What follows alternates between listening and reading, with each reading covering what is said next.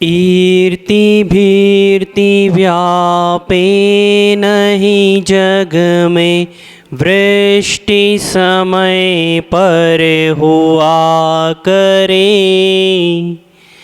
धर्मनिष्ठ हो करे राजा भी न्याय प्रजा का किया करे। रोग मरी दुर्भिक्षण फैले प्रजा शांति से जिया करे। परम अहिंसा धर्म जगत में फैले सर्वहित किया करे। सत्प्रातिहार्या अतिशय प्रपन्नो गुणो प्रवीणो हति दोष संघा। यो लोक मोहांधतम प्रदीपश चंद्र प्रभम तम प्रणमामि भावात्। देवादि देव 1008 भगवान श्री चंद प्रभु स्वामी की जय। देवादि देव 1008 श्री बाहुबली भगवान की जय। परम पूजनीय आचार्य भगवान श्री विशुद्ध सागर जी महामुनिराज की जय। परम पूज्य श्रमणरत मुनि श्री सुप्रभ सागर जी महाराज की जय। परम पूज्य श्रमणरत मुनि श्री प्रणत सागर जी महाराज की जय। फिर से आज जीवन को बनाने सम्यक चलते हैं और करते हैं अपन उन विकल्पों को शांत जो उठे थे हमारे अंदर। आप सभी इस सम्यक समाधान को सुन रहे हैं परम पूज्य मुनि श्री सुप्रभ सागर जी के मुखारविंद से, जो कि निरंतर प्रयासरत हैं भव्य जीवों को सम्यक मार्ग पर लगाने के लिए। मार्ग पर चलते चलते अनेक विकल्प आए थे, उन विकल्पों को लिए हम चलते हैं आज पुनः उन श्रीपाद चरणों में जहाँ उन विकल्पों को मिलेगा सम्यक राह। हम सभी परम पूजनीय मुनिराज श्री प्रणत सागर जी महाराज से द्वय कर जोड़ निवेदन करते हैं कि आप आज की श्रृंखला सम्यक समाधान को गति प्रदान करके हम सभी भव्य जीवों का आत्मकल्याण सम्यक रूप में प्रशस्त करवाए। नमोस्तु महाराज जी, नमोस्तु महाराज जी, नमोस्तु। ओम नमः सिद्धेभ्य। पंच परमेष्टि भगवान की परम पूज्य आचार्य भगवंत गुरुवर विशुद्ध सागर जी मुनि महाराज की, परम पूज्य मुनि श्री सुप्रभ सागर जी महाराज की।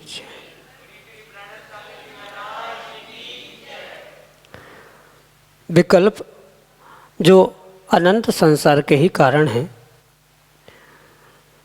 लेकिन यदि उन विकल्पों में समीचीनता है और वह विकल्प उन समीचीन विकल्पों का सम्यक समाधान हमें किसी निर्ग्रंथ गुरु से प्राप्त होता है, तो वही विकल्प, वही समीचीन विकल्प हमारे अनंत सुख का भी कारण बन जाता है। ऐसा वह अनंत सुख को प्राप्ति का एक कार्यकारी उपाय समीचीन विकल्पों का सम्यक समाधान, जो कि हम प्रतिदिन परम पूज्य मुनि श्री सुप्रभ सागर जी महाराज के मुखारविंद से प्राप्त कर रहे हैं। देश के विभिन्न प्रांतों से अनेकानेक समीचीन विकल्प हमें यहाँ प्रतिदिन प्राप्त हो रहे हैं और परम पूज्य मुनि श्री उनका आगमोक्त विधि से हम सबको सम्यक समाधान प्रदान कर रहे हैं। प्रारंभ करते हैं आज का सम्यक समाधान। और आज का पहला विकल्प साहेदरा दिल्ली से विजेंद्र कुमार जैन परम पूज्य मुनिश्री के चरणों में बारंबार नमोस्तु निवेदित करते हुए अपना समीचीन विकल्प रख रहे हैं कि गुरुदेव, आजकल हमारे मंदिरों में अन्य मतों के अनुसार भजन कीर्तन का कार्यक्रम करते हैं, जिसमें श्री जी के सामने लोग नाचते हैं और उसमें भी अधिकतर महिलाएं होती हैं। उसके बाद भोजन आदि की भी व्यवस्था होती है। तो गुरुदेव, मेरा समीचीन विकल्प यह है कि क्या आगम के अनुसार यह सही है या गलत? यदि गलत है तो प्रबंधक लोग इसमें क्या कर सकते हैं? हमारे समीचीन विकल्प का सम्यक समाधान करने की अनुकंपा करें। नमोस्तु महाराज जी, नमोस्तु। ओम नमः सिद्धम। परम पूज्य आचार्य भगवान गुरुवर विशुद्ध सागर जी महाराज के परम पूज्य मुनि श्री शुद्ध सागर जी महाराज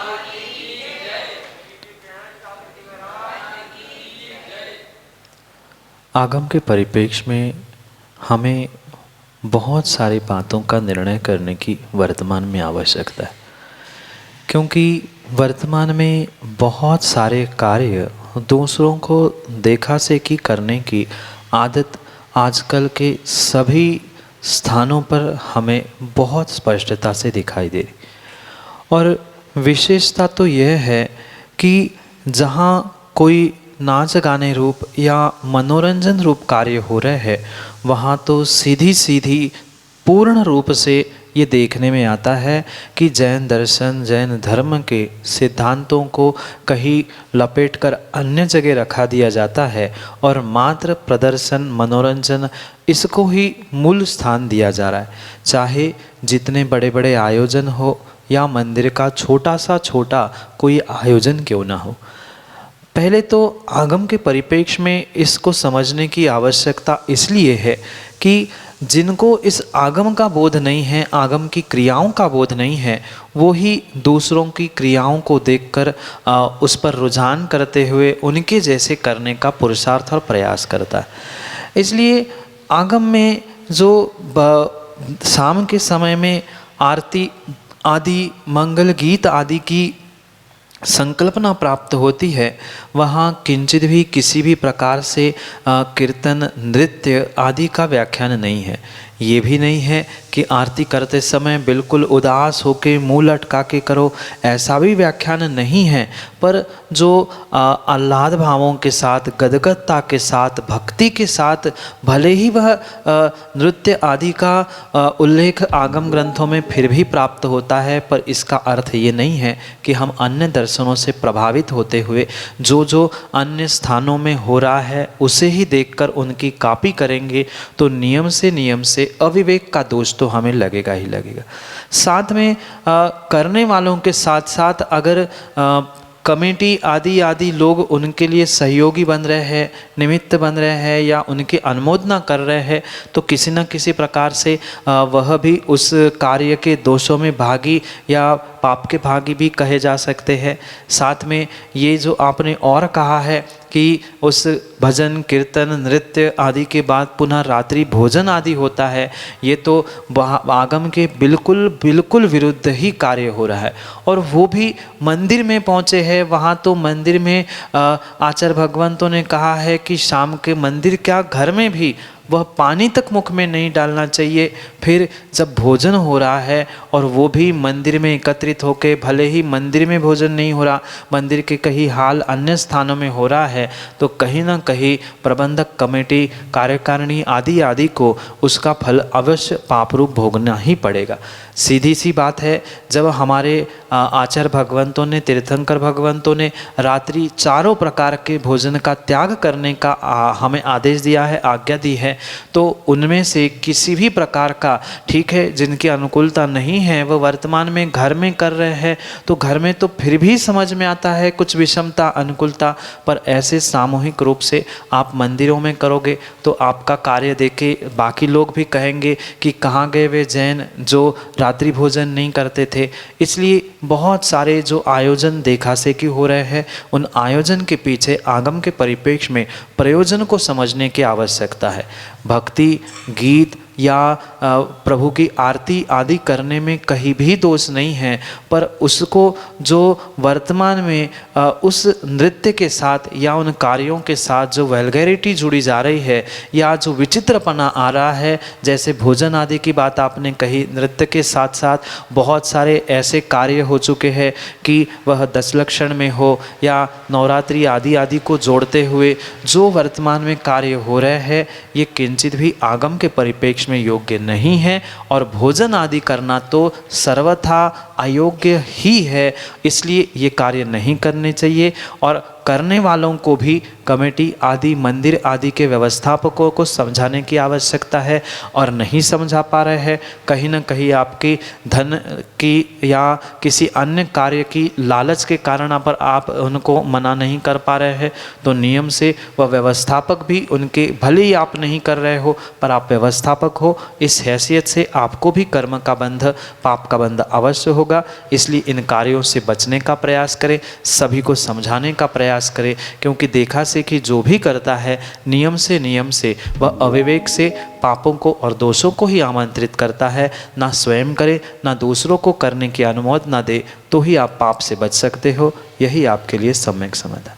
पद्म कुमार भागवंत भुसावल महाराष्ट्र से परम पूज्य मनीषी के चरणों में बारंबार नमोस्तु निवेदित करते हुए कह रहे हैं कि महाराज जी, ग्रह नक्षत्रों की शांति के लिए कौन सा विधान कर सकते हैं?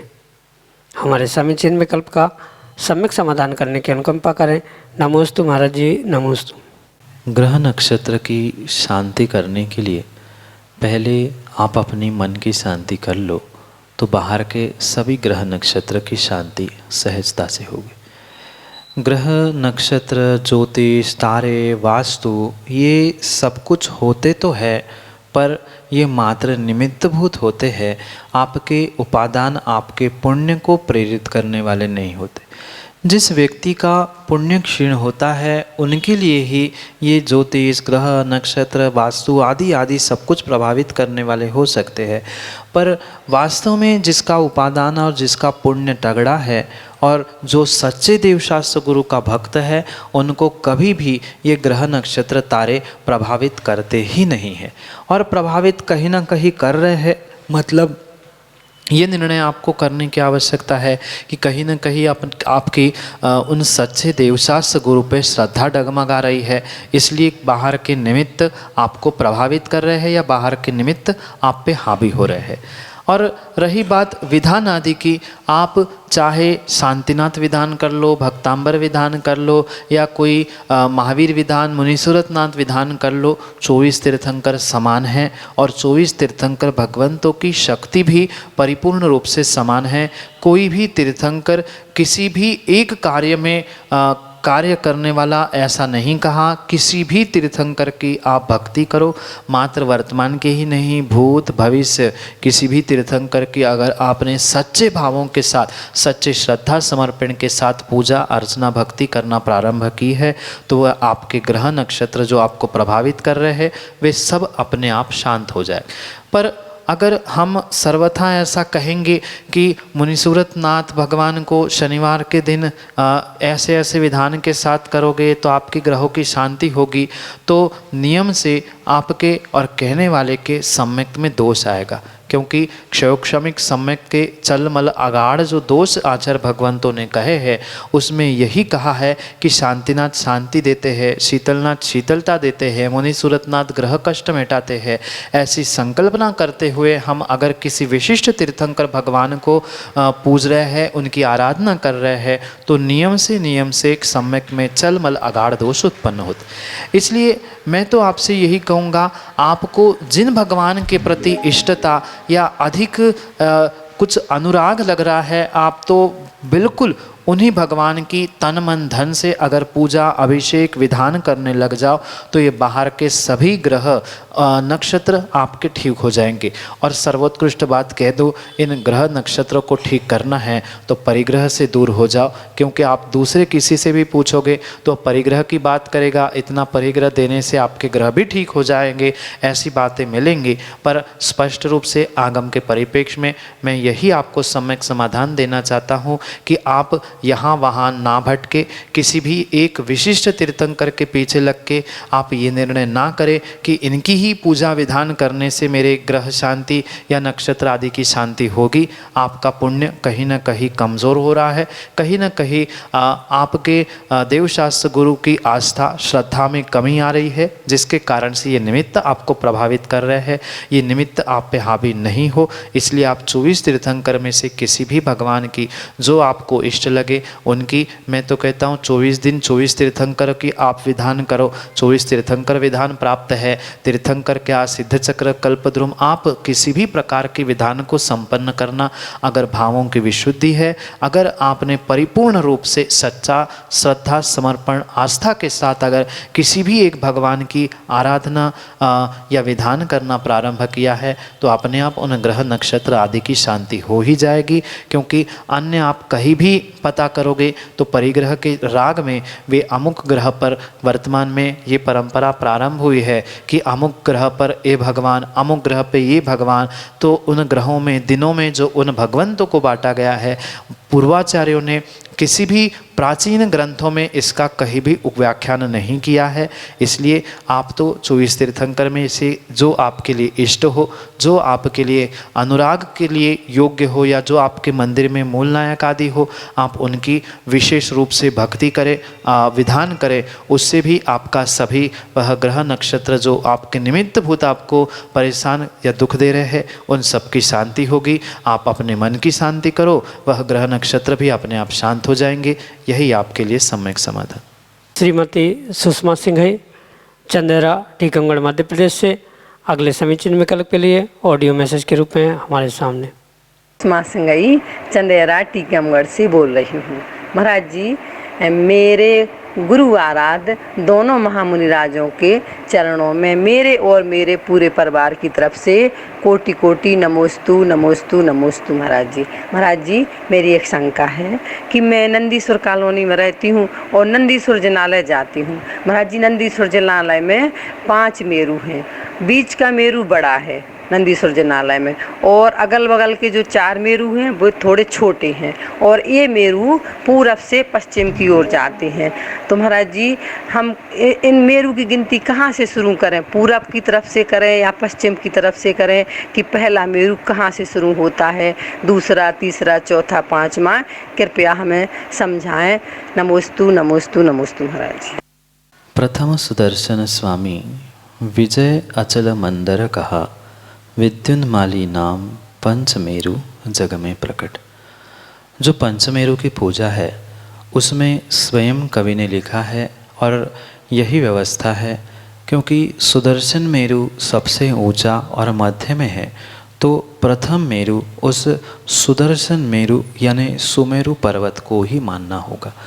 भले ही चारों मेरु समान बखाने, भूपर भद्र साल चहो जाने, वे चारों जो मेरु है अन्य द्वीपों की अपेक्षा से वह चारों भले ही ऊंचाई में समान है, पर फिर भी ऐसा कहीं भी नहीं कहा कि आप उनकी गणना पूर्व से पश्चिम की ओर करो या पश्चिम की पूर्व की ओर करो। ऐसा कहीं भी व्याख्यान नहीं मिलता। जो पूजा आदि के निमित्त से क्रम प्राप्त होते हैं, सुदर्शन, विजय, अचल, मंदर और विद्युन्माली, ये एक क्रम मात्र परंपरा से उस पूजा आदि के निमित्त से प्राप्त हुआ क्रम है। पर आगम के परिप्रेक्ष्य में हम अगर समझे तो आगम में उन मेरु को समझने के लिए पहले तो हमने मध्य के जो सुमेरु सबसे ऊंचा है उसका निर्धारण किया, वो मध्य मेरु हुआ, वो पहला मेरु हुआ। फिर आप गणना में चाहे पूरब के पहले 2 गिन लो, फिर पश्चिम के 2 गिन लो, नहीं गिनना है तो पहला सुमेरु के बाद दूसरा पूरब का, तीसरा पश्चिम का, चौथा पुनः पूर्व का, 5वां फिर पश्चिम का। ऐसे किसी भी प्रकार से हम उसका क्रम बना सकते हैं। ऐसा क्रम का कहीं भी आगम में आचार्यों ने निर्धारण नहीं किया है कि हम उसे इसी प्रकार से गिनते हैं, क्योंकि ये जो कुछ भी पूजा की जयमाला आदि में जो संख्या या क्रम दिया गया है ये मात्र पूजा तक ही सीमित है। ऐसा क्रम का कहीं ऐसा ही क्रम है ऐसा कहीं भी नहीं लिखा गया। और साथ में ये बात और समझने योग्य है, हमारे आचार्य भगवंतों ने चाहे मंत्र हो या किसी भी प्रकार की गणना हो, उस गणना को करते हुए तीन प्रकार का व्याख्यान किया या तीन प्रकार की गणना की बात की। यह तीन प्रकार का गणना का ऐसा उल्लेख आचार्य भगवान कहते हैं, याथा तथानुपूर्वी, पश्चातानुपूर्वी और वह पूर्वानुपूर्वी, यानी जैसा क्रम है, जैसा मिल रहा है वैसे ही पढ़ना। यानी कि अगर नमोकार भी पढ़ना है, नमो अरियंताणम से लेके नमो लोय सवसाउणंतम, यथा क्रम से पढ़ना। इस क्रम से भी हम मंत्र पढ़ सकते हैं या किसी की गणना कर सकते हैं। साथ में जो पश्चातानुपूर्वी कहा है, यानी नमो लोहे सवसाउणो नमो उज्जायनम करते हुए नमो अरिहंताण तक पहुँच सकते हैं। ऐसे ही मेरु के क्रम में भी हम समझ सकते हैं। साथ में जो पश्चातानुपूर्वी के साथ याथा तथानुपूर्वी, कहीं से भी कहाँ तक पढ़ो पर संख्या पूरी होनी चाहिए। ऐसे ही हम सुदर्शन से लेके विद्युन्माली तक, विद्युन्माली से लेके सुदर्शन तक, क्योंकि गणित आदि में भी आपने पढ़ा होगा चढ़ता क्रम, उतरता, और ये सभी असेंडिंग डिसेंडिंग ऑर्डर में ये हम किसी भी प्रकार से उसका क्रम बना सकते हैं। ऐसा ज़रूरी नहीं है कि इसी क्रम से हमें क्रम बनाना है। हाँ, ये परम सत्य है कि बीच का मेरु बड़ा है, ऊंचा है, और पूरब के दो और पश्चिम के दो ये दोनों बिल्कुल समान हैं। पर ऐसा ज़रूरी नहीं है कि हम पूर्व से ही उसका क्रम लगा ले, कोई पश्चिम से ही लगा ले, मध्य से लगा ले। हम किसी भी प्रकार से अगर उसे समझ रहे हैं तो उसमें कहीं भी दोष नहीं है। वह बीच का मेरु मात्र सुदर्शन मेरु है और वह बड़ा मेरु है, ये निर्णय करके हम क्रम कहीं से बनाएं। वह मेरु जहाँ है, जैसे है, वो व्यवस्थित है, पर उसके क्रम से हमें कोई भी बदलाव करने की या क्रम कैसा हो कैसा नहीं हो उस पर भी विकल्प करने की आवश्यकता नहीं है। पांचों मेरु के नाम आ जाए, क्रम कैसा ही हो, हमें माना कि सुमेरु के बाद विद्युन्माली याद आ गया, हम उसके विषय में चिंतन करें या उसके दर्शन करें, फिर इधर मंदर मेरु आदि आ जाए तो भी कोई दोष नहीं है। क्रम तो जैसा वहाँ निर्धारित है वैसा क्रम, बीच में मध्य में सुदर्शन मेरु, फिर दो पूर्व दो पश्चिम, इस प्रकार के वे विजय, अचल, मंदर और विद्युन्माली है। पर उनका क्रम का कहीं निर्धारण नहीं है कि सब क्रम का पूर्व से पश्चिम हो या पश्चिम से पूर्व हो, ऐसा निर्धारण कहीं स्पष्ट रूप से नहीं मिलता। पर ये पांच मेरु है, पर ये भी पक्का है शुरुआत मध्य से, क्योंकि वह बड़ा है, वहाँ से करेंगे तो अन्य पूर्व पश्चिम के हम जैसे चाहे क्रम बना के उसको समझ सकते हैं, उसके दर्शन और उसके स्मरण भी कर सकते हैं। यही आपके लिए सम्यक समाधान। डॉक्टर प्रकाश चंद्र जैन सोधिया, महाराजपुर, सागर, मध्य प्रदेश से अगले समीचीन विकल्प के लिए हमारे सामने। नमोस्तु भगवान, नमोस्तु भगवान, नमोस्तु भगवान। भगवान, घाता इष्ट किसे कहते हैं, और जो संयमी जीव हैं जिनने देवायु का बंद कर लिया है और संयम से च्युत होते हैं, तो वो कहाँ जाएंगे, कितना आयु का घात होगा उनका। और यदि वही जीव सम्यक दर्शन से च्युत होता है तो फिर उसको कहाँ जाएगा, या उसका कितना घात होगा उसकी आयु का।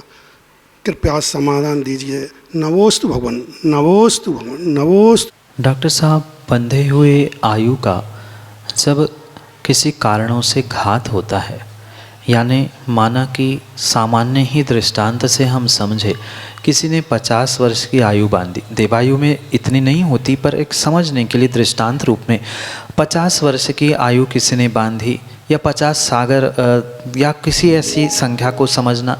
अब उन आयु के बंधे हुए निषेकों में अगर कुछ ऐसा संयम से च्युत होना, संयम से या सम्यक दर्शन से च्युत होना, ऐसे कारण उपस्थित होने पर जो आयु का घात हुआ जाता है, यानी पूरे आयु तो बदल नहीं सकती क्योंकि आयु मूल प्रकृति है, उस मूल प्रकृतियों का कभी भी उपकर्षण, अपकर्षण, संक्रमण आदि नहीं होता, पर फिर भी उसमें कुछ अंशों में तीव्र परिणामों के निमित्त से वह आयु में क्षीणता भी हो सकती है।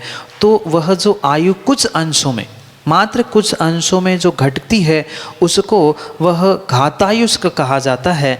जो संयम या सम्यक दर्शन आदि के बहुत सारे कारणों से जिसका बंधे हुए आयु का कम होना, इस सामान्य भाषा में घातायुष्क की परिभाषा की जा सकती।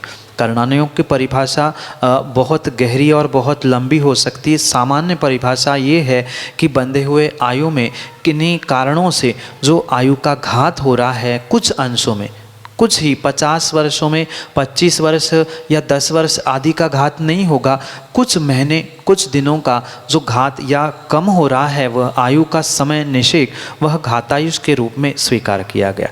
साथ में जो संयम के निमित्त से च्युत हुआ या सम्यक दर्शन से च्युत हुआ आदि के निमित्त से जो भी व्याख्यान प्राप्त होता है उसके लिए हमें लंबे समय की आवश्यकता है, क्योंकि सबके कारण विस्तार से समझने की आवश्यकता है। अभी उतना समय अपने पास नहीं है कि सम्यक दर्शन को ही समझने के लिए हमें कम से कम करणानियों के उन सिद्धांतों को समझने के लिए, और क्योंकि एक कारण से तो कोई कार्य सिद्ध नहीं होता, क्योंकि ये करणानियों के सिद्धांत है, एक के साथ अनेक कारण जब जुड़ते हैं सभी का समवाय होता है तब वह कार्य सिद्ध होता है।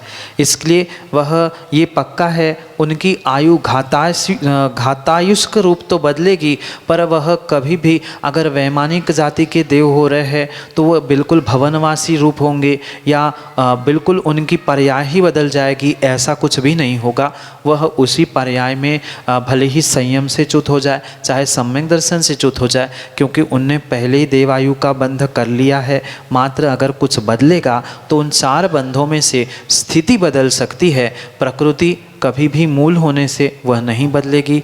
अनुभाग उस स्थिति के अनुसार अनुभाग भी बदल सकता है, पर मुख्यतः से घातायुष का जो संबंध है उस स्थिति बंध से है। जो स्थिति बंधी है कुछ अंशों में वह स्थिति कम हो जाना, ये घातायुष का प्रमाण या घातायुष की परिभाषा रूप हम समझ सकते। इसलिए जो संयम से च्युत हुआ जीव है वह अन्य किसी आयु में नहीं जाएगा, देवायु में ही कुछ अंशों में उस आयु के निषेकों को कम करेगा, चाहे वह सम्यक से या संयम से किसी से च्युत हो जाओ। दोनों का गणित जबकि भिन्न भिन्न है, पर इतने अल्प समय में उसको समझना और समझाना भी संभव नहीं है। आप समय से फुर्सत से कभी बैठना, फिर इसके विषय में करणानियों के ग्रंथ, पूर्वाचार्यों के दृष्टांत, उनकी गाथाएं आदि सब हम सामने लेकर उसको विस्तार से समझने का प्रयास करेंगे, क्योंकि समय अल्प है। इसमें इतना ही हम समझे, आयु का कुछ अंशों में क्षीण हो जाना, कम कर लेना, ये घातायुष कहा, और वह मात्र स्थिति रूप ही वह घातायुष आचार्य भगवंतों ने स्वीकार किया है। किसी भी अन्य प्रकार से उसकी प्रकृति या अन्य प्रकार से प्रदेश आदि नहीं बदलेंगे, मात्र स्थिति बदलती है। यही आपके लिए सम्यक समाधान। महेंद्र कुमार जैन, चिरगांव, झांसी, उत्तर प्रदेश से अगले समीचीन विकल्प के लिए हमारे सामने। नमोस्तु गुरुदेव, नमोस्तु गुरुदेव, नमोस्तु गुरुदेव। गुरुदेव, मैं चिरगांव जिला झांसी से हूँ। मैं सबसे पहले चिरगांव जैन समाज की ओर से आपके चरणों में बारंबार नमोस्तु निवेदित करता हूँ। गुरुदेव, मेरा प्रश्न है कि वैसे तो हम लोग प्रतिदिन भक्तामृत पाठ मंदिर में या घर में बैठ कर के आसन से करते हैं, लेकिन कभी कभी समय के अभाव में पाठ नहीं कर पाते हैं, और हम लोग जो नौकरी पेशा हैं तो क्या विद्यालय ऑफिस जाते समय, कार या बाइक चलाते समय हम लोग भक्तामृत का पाठ, अब पाठ तो नहीं कहेंगे गुरुदेव, उसको एक स्तुति या भजन के तौर पर पढ़ सकते हैं या नहीं? शंका का समाधान करेंगे गुरुदेव। नमोस्तु गुरुदेव। विधि पूर्वक जो पाठ होता है वह तो एक स्थान पर ही बैठ के होता है, जिसको आगम में किसी मंत्र, भक्ति, स्तुति, स्तोत्र आदि का पाठ का है। पर ये भी सत्य है, वर्तमान के इस काल में कभी कभी ऐसा होता है कि समय नहीं मिला, एक स्थान पे बैठकर पाठ नहीं कर पा रहे हैं, तो हम रास्ते में चलते चलते भी उसका उच्चारण कर सकते हैं। पर उच्चारण करते समय ये अवश्य ध्यान रखने की आवश्यकता है कि हम द्रव्य, क्षेत्र, काल आदि का परिपूर्ण रूप से भान रखें। अगर हमने जूते चप्पल पहन के रखे हैं तो किसी भी प्रकार से उच्चारण करते हुए वह भक्तांबर, मंत्र आदि आदि का हम पाठ या उच्चारण नहीं कर सकते। मुख के भीतर हमें याद है और हम जिह्वा को ना हिलाते हुए अगर भीतर ही भीतर पाठ कर रहे हैं तो वो फिर भी कर सकते हैं, पर उच्चारण अगर करना है तो हमें कुछ अंशों में अपनी स्वयं की द्रव्य की क्षेत्र आदि की शुद्धि देखना अनिवार्य है, क्योंकि हम भक्तांबर आदि का जो उच्चारण, मंत्र आदि का जो उच्चारण कर रहे हैं वहाँ द्रव्य की क्षेत्र की शुद्धि नहीं होगी तो नियम से हमें उस मंत्र पाठ या भक्तांबर स्तोत्र आदि का अशुद्ध स्थानों पर उच्चारण करने का अवश्य दोष लगेगा। भले ही आचार्य भगवंतों ने ये लिखा है, सुस्थितो दुस्थितो व्यापी ध्यायेत पंच नमस्कारा, ध्यान रूप हम उसका स्मरण कर सकते हैं, पर उच्चारण करने के लिए जूते चप्पल नहीं हो। कार में भी बैठे हो कोई दोष नहीं है, पर वहाँ जूते चप्पल नहीं हो, क्योंकि हमें मुख से उच्चारण करना है, हमारा मुख झूठा नहीं हो। ऑफिस में भी बैठे हैं, कई काम के यहाँ भी बैठे हैं, वहाँ भी पैरों में जूते चप्पल छोड़ के कुल्ला आदि करके वहाँ बैठ के कर रहे हैं, गाड़ी में बैठ के कर रहे हैं, बस आदि में भी कर रहे हैं तो दोष नहीं है, पर उच्चारण नहीं होना है। और उच्चारण करना है तो हमें इस बहिरंग शुद्धि का भी ध्यान रखना है। बहिरंग शुद्धि के साथ आप कहीं भी पाठ करो, कहीं भी उच्चारण करो, उसमें दोष नहीं है, पर पाठ करते समय उस द्रव्य क्षेत्र काल आदि की शुद्धि का ध्यान रखते हुए करेंगे तो विशेष पुण्य मिलेगा। और नहीं शुद्धि है तो मन में पढ़ो, मन में बिना जिह्वा हिलाए, बिना उच्चारण किए पढ़ो तो भी चलेगा। यही आपके लिए सम्यक समझ। प्रतिदिन जीवन बन रहा है सम्यक, क्योंकि परम पूज्य मुनि श्री सुप्रभ सागर जी महाराज के द्वारा किया जा रहा है उन भव्य आत्माओं के विकल्पों का सम्यक समाधान। आज के लिए बस इतना ही। शेष कल यदि अभी भी कोई विकल्प आपके मन में है तो आप हम तक वह विकल्प पहुंचा सकते हैं। विकल्प पहुंचाने का एक माध्यम व्हाट्सएप, जिसका नंबर है 8707548811। यदि आपके पास व्हाट्सएप की सुविधा नहीं है तो आप जीमेल का इस्तेमाल कर सकते हैं, सम्यक समाधान @gmail.com। एक विशेष बात आपको मैं बता दूं, प्रतिदिन आपके टीवी चैनल पर जिनवाणी और पारस, इन दोनों पर परम पूज्य मुनिश्री के प्रवचन प्रसारित होते हैं, जिनका लाभ आप घर बैठे ले सकते हैं। जिनवाणी चैनल पर संध्या 7:40 पर और पारस चैनल पर शाम 4 बजे। इसके अलावा एक यूट्यूब चैनल भी है जिसके माध्यम से आप कभी भी कहीं पर भी मुनिश्री के प्रवचनों का, ग्रंथों का अध्ययन व स्वाध्याय कर सकते हैं। वह चैनल है सुप्रभ उवाच। जरूर आप सब्सक्राइब करें और अनेक विषयों पर पूज्य मुनिश्री द्वारा वहाँ पर व्याख्यान किया गया उसे श्रवण करें। आज के लिए इतना ही। कल पुनः हम हमारे विकल्पों को सम्यक रूप की ओर ले चलेंगे। जय जनेन।